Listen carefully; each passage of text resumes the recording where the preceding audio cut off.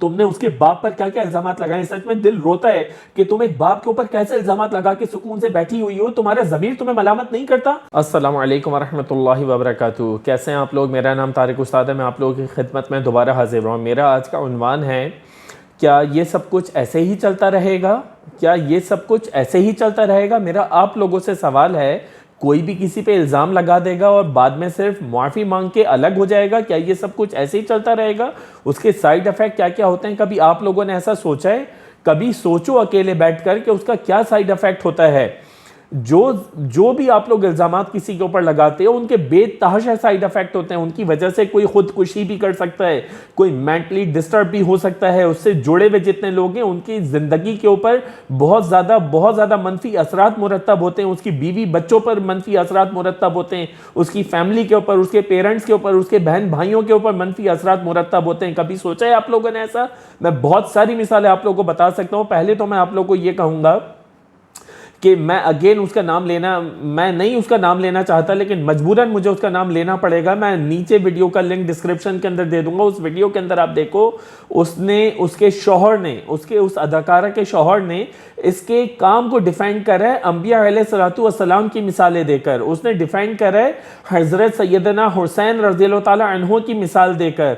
तो ये किस तरीके से, मतलब ये लोग ऐसी बातें कर लेते हैं। कोई मौलवी नहीं है, कोई तो देखो इन चीज़ों को। मैं हाईलाइट कर रहा हूँ, देखो इन चीज़ों को मैं हाईलाइट कर रहा हूँ। आप लोग पहुंचाओ किसी आलिम दीन तक, उस आलिम दीन से पूछो कि इसका क्या है, कि इन लोगों ने अगर ऐसा करा है तो उनको सिर्फ माफ़ी से काम चल जाएगा या उन्होंने तौहीन करी है।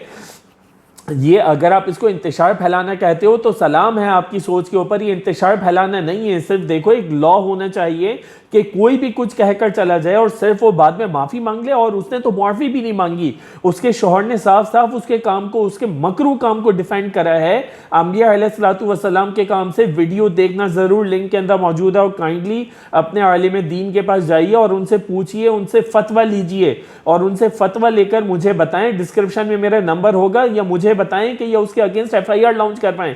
जो भी कानूनी काम बनता है वो करें आप लोग, प्लीज आप लोगों से मेरी मेहरबानी है।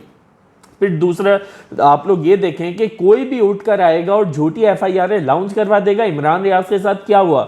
वो तो इमरान रियाज खान था, तो चलो वो सरवाइव कर गया, उसका लोगों ने साथ दे दिया। बहुत सारे लोग ऐसे हैं, कोई भी उठकर FIR लॉन्च करवा देता है और वो बंदा कितने उसकी ज़िंदगी के ऊपर मनफी असरात मुरतब होते हैं। कभी सोचा है आप लोगों ने ये बात? उसके बच्चों से कोई शादी करवाना पसंद नहीं करता। एक दफ़ा किसी के घर पर अगर पुलिस चली जाए, उसके बच्चों से कोई शादी करवाना पसंद नहीं करता।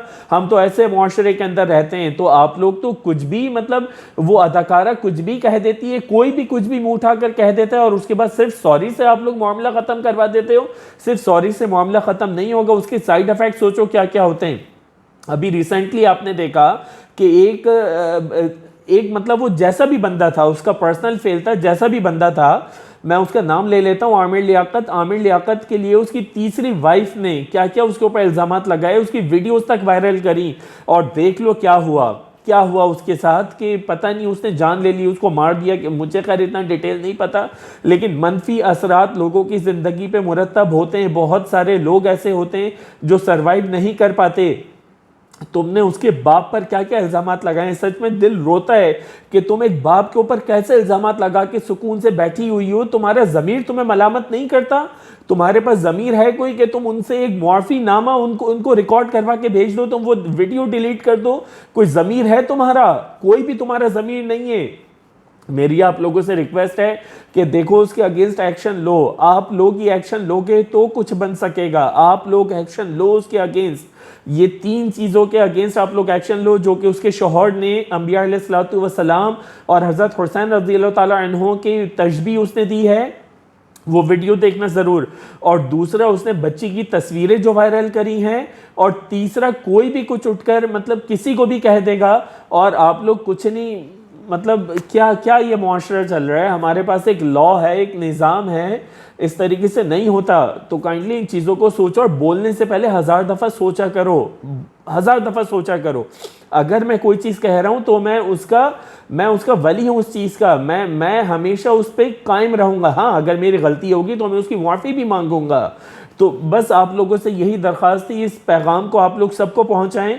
और मेरी वीडियोज़ अगर अच्छी लगती हैं तो उनको शेयर करें, ज़्यादा से ज़्यादा शेयर करें और अपना बहुत ज़्यादा ख्याल रखें। मिलते हैं नेक्स्ट वीडियो में। अस्सलामु अलैकुम वरहमतुल्लाहि वबरकातुहू।